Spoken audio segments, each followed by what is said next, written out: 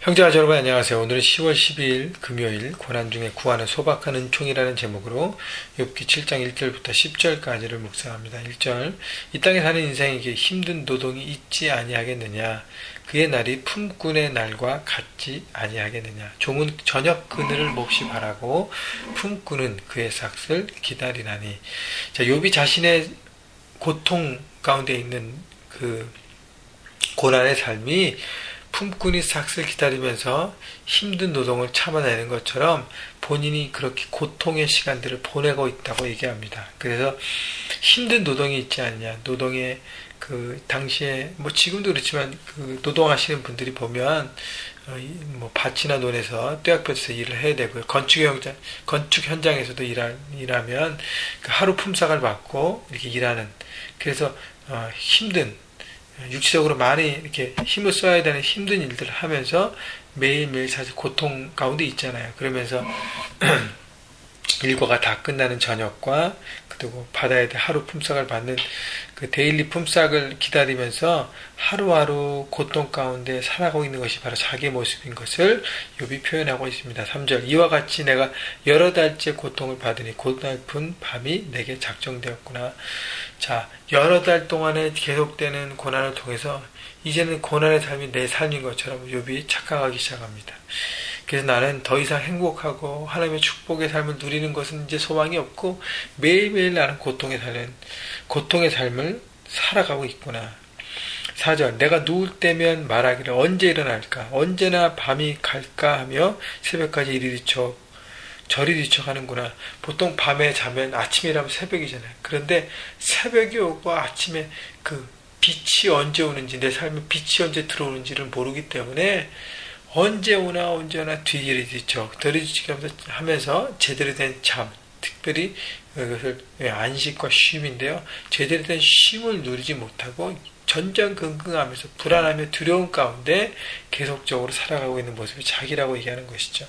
5절 내 살에는 구더기와 흙덩이가 의복처럼 입혀졌고 내 피부는 굳어졌다가 터지는구나. 나의 날은 배틀의 북보다 빠르니 희망 없이 보내는구나. 자, 욥은 온몸에 종기가 났습니다. 그래서 그 벽돌로 이렇게 몸을 긁을 정도로 종기가 나서 막 고름이 터지고 얼마나 가벼울까요? 그래서 그 모든 것들이 내 몸에 퍼져서 나는 더 이상 소망이 없다고 얘기하는 거고 그 고통 가운데 있고 6절 나의 날은 배틀의 북보다 설명해 보면 그 세월의 빠름이 배틀을 짤 때 왔다 갔다 하는 것처럼 빨리 지나간다는. 그래서 나는 지금 더 많은 시간을 누려야 되는데 시간은 빨리 지나는데 고통의 시간만 보내고 있기 때문에 내 삶에는 아무런 소망이 없다고 얘기하는 것입니다. 자, 욥은 인생이 고난이고 아무런 소망이 없고 고난으로 끝날 것들을 바라보면서 고통 속에서 그냥 그 안에만 있었다는 것이죠. 그러나 하나님이 우리에게 주신 고난은 영원하지 않습니다. 마치 터널을 지나는 것처럼 터널은 지나면 반드시 통과됩니다. 아무리 긴 터널을 들어가도요. 입구가 있으면 반드시 출구가 있습니다. 그런 거기 때문에 우리가 인내하며 하나님의 뜻을 바라보고 나갈 때 우리는 통과하게 되는 것입니다. 터널 안에는 언제 지나갈지 모릅니다. 어둠이 계속되면 이 어둠이 어떻게 될까? 인생이 겨울이 지나면 이 겨울이 언제까지, 이 추위가 언제까지 계속 내 삶에 될까?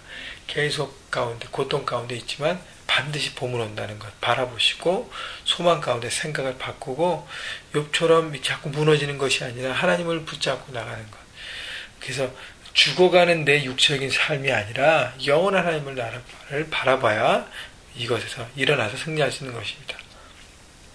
7절 내 생명의 한낱 바람 같음을 생각하옵소서. 나의 눈이 다시는 행복을 보지 못하리이다.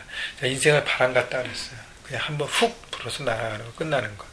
그러니까 고통 속에 있는 자신의 인생이 더 이상 소망이 없다고 얘기하는 것이죠. 그래서 8절 나를 본 자의 눈이 다시는 나를 보지 못할 것이고 주의 눈이 나를 향하실지라도 내가 잊지 아니하리라. 그러니까 나는 더 이상 살 수 있는 어떤 그게 아니라 그냥 죽을 수밖에 없다는 것을 얘기하죠. 구름이 사라져 없어진 것 같이 수월로 내려가는 자는 다시 올라가지 못할 것이요. 내가 수월은 그 죽음이라고 얘기하는데 인생이 거의 죽음 직전에 있는 것처럼 고통 가운데 있기 때문에 다시는 내가 일어날 수 없다고 얘기하는 것이고, 10절 그는 다시 자기 집으로 돌아가지 못하겠고 자기 처소도 다시 그를 알지 못하리라. 그러니까 다시 회복될 수 없는 절망을 얘기하고 있습니다. 절망을 얘기하고 있어요. 자, 그렇기 때문에 우리가 내 상황과 내 환경만 바라보면 내 모든 것을 이해하려고 하면 이해되지 않기 때문에 우리는 절망 가운데 빠질 수밖에 없습니다. 여러분, 내 생각과 내가 판단하는 것과 내가 바라보는 것만 의지하지 마십시오. 이 모든 것 가운데 역사하신 하나님을 바라봐야, 하나님의 시각으로 보고 생각해야 우리는 믿음 가운데 설 수 있는 것입니다.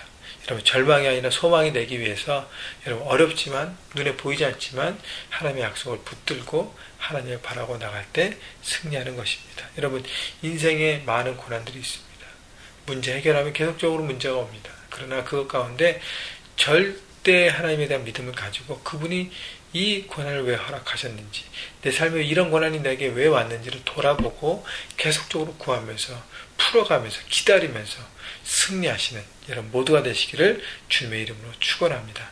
여러분, 고통은 반드시 끝납니다. 여러분, 소망 가운데 여러분이 갖고 있는 혹시 고통과 절망이 있다면 거기에 묶이지 않고 하나님을 바라보고 승리하시기를 다시 한번 주님의 이름으로 축원합니다.